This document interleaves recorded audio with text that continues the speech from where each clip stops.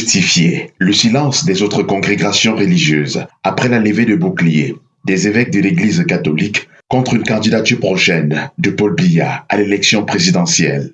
En dehors de quelques pasteurs courageux des églises protestantes et presbytériennes qui se sont rangés derrière le clergé, bon nombre de leaders d'opinion jouent la carte de la prudence et de la méfiance. Ils sont nombreux à penser que toute prise de position publique, surtout en défaveur du système gouvernant, pourrait avoir des répercussions contre-productives au niveau de leurs activités. On se serait attendu à voir les exégètes des messages bibliques qui inondent les lieux de culte des villes camerounaises donner aussi leur opinion à la suite de la sortie des évêques. Nous connaissons tous les Camerounais. Les Camerounais sont comme les crabes. Et ceux qui se lèvent aujourd'hui s'insurgent contre le président de la République, dit que le président est déjà un homme âgé. Ils ont raison.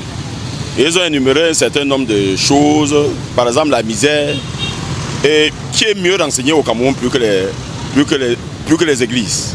Les églises sont dans tous les quartiers, dans tous les villages, dans tous les arrondissements. Ceux-là qui ne parlent pas, bon, on ne peut pas forcer quelqu'un de parler.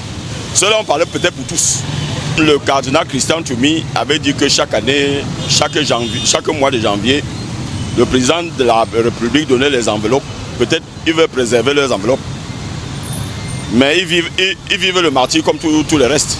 La récente mise en garde du ministre de l'administration territoriale contre les églises illégales est-elle considérée par les promoteurs de ces lieux de culte comme une épée de Damoclès brandie par la tutelle? Les leaders, notamment religieux et politiques, et les personnalités de la société civile, personne n'a levé le doigt.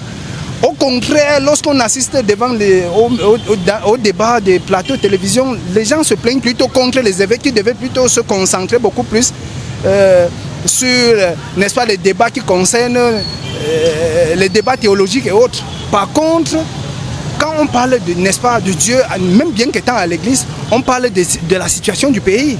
C'est tout à fait évident qu'un évêque se plaigne d'une situation qui, n'est-ce pas, j'ose croire que ces évêques, avant de prendre leur position sur la situation qui prévaut au Cameroun, ne se sont pas exprimés s'alignant derrière un parti politique, non. Ils n'ont pas eu de préférence en matière de parti politique. Alors, moi j'admets que celui qui ne s'exprime pas face à une énième candidature du président Paul Biya est automatiquement d'accord par rapport à la gestion du pays. Parce que ne rien dire, ça veut donc dire qu'on est d'accord, on est content de la situation, de la façon dont les choses avancent.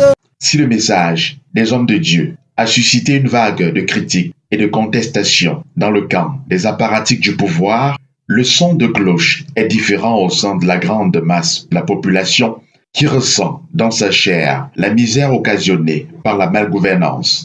Se taire dans ce contexte ne signifie forcément pas qu'on est favorable à une énième candidature de Paul Biya. C'est plutôt par crainte de représailles que certains préfèrent ne pas afficher publiquement leur position face à un système qui, depuis 42 ans de pouvoir, n'a pas pu apporter des solutions aux préoccupations basiques des Camerounais.